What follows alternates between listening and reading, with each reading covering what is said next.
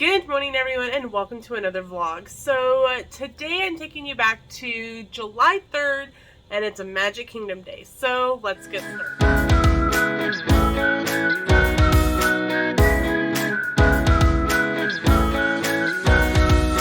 So the morning started out, we had breakfast at the food court. Sam ended up getting the bounty platter because he wanted some potatoes.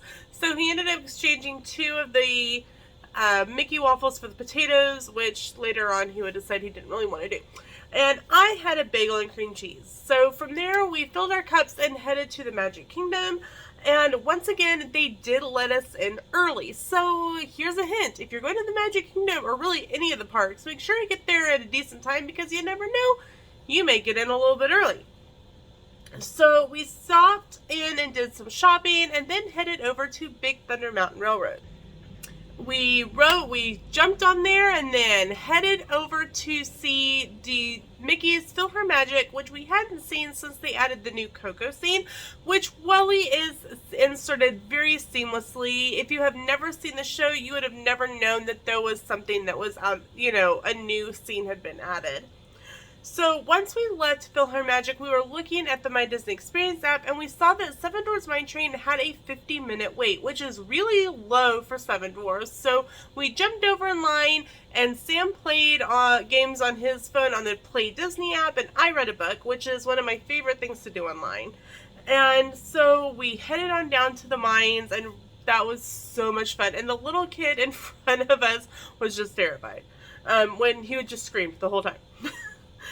So from there we decided to grab lunch and we headed over to Pinocchio Village House, and we were going to get the 1971 meal, which is flatbread, a drink, a cake pop, but they were out of several of the things. So Sam just got us the meat flatbread, which is huge and will feed at least two, feed Sam and I. It probably could feed 2 adults and a kid too. As well as a couple drinks and some breadsticks.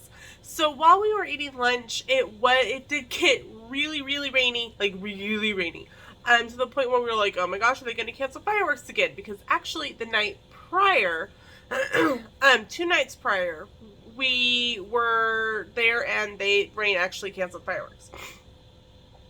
So when we kind of waited it out there at Pinocchio's for a little bit, and once it had kind of lightened up a little bit, we scooted over to Gaston's Tavern where we had dessert, and we had the monstrous cinnamon roll with extra icing and a Le Fru's brew. Now, if you didn't know, you can order Le Fru's brew in a regular cup without the collectible stein, little plastic cup.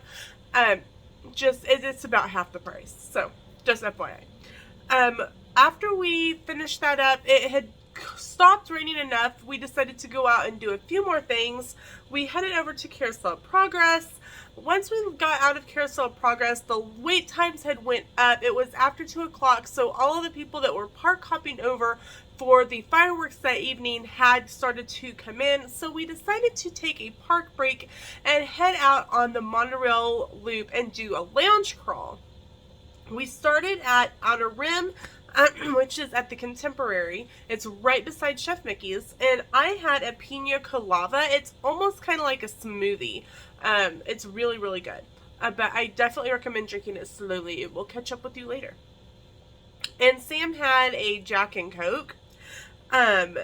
From there, we went to the next resort, which is the Poly, and I scampered down the steps to see what the wait was for Trader Sam's, because it had started to rain again.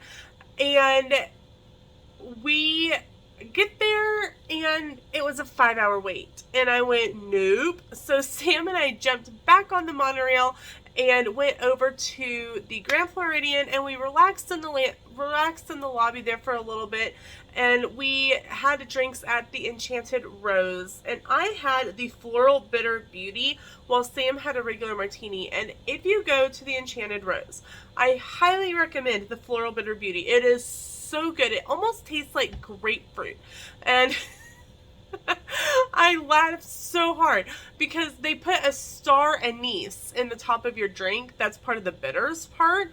And I went, oh my gosh, there's a wasp in my drink. And Sam looks at me and goes, what? And he goes, oh my gosh, Lena, that's the star anise. And And our wait staff heard it, and she goes, "I'm with her. It kind of looks like a wasp." So I didn't feel so bad. So we enjoyed our drinks, and then we headed back for the fireworks. We got back to the park, we scanned in, and we headed over to Monsters Inc. Laugh Floor because it was a very quick wait for that. And then we wandered around the shops on the Emporium and at the confectionery, and we checked out some of these specialty treats that they had for the 4th of July. Then we decided, because people were already starting to stake out spots for the fireworks, and this was like at 6 and the fireworks were at 9, we got our spot kind of in the middle of Main Street for the fireworks, and Mickey and the gang and some of their friends were up on the train platform dancing and hanging out with the music. There was a DJ up on the castle stage, and to get us all pumped up for the beautiful Celebrate America fireworks. And Sam and I were towards the back of Main Street, almost right by the hub, kind of in between the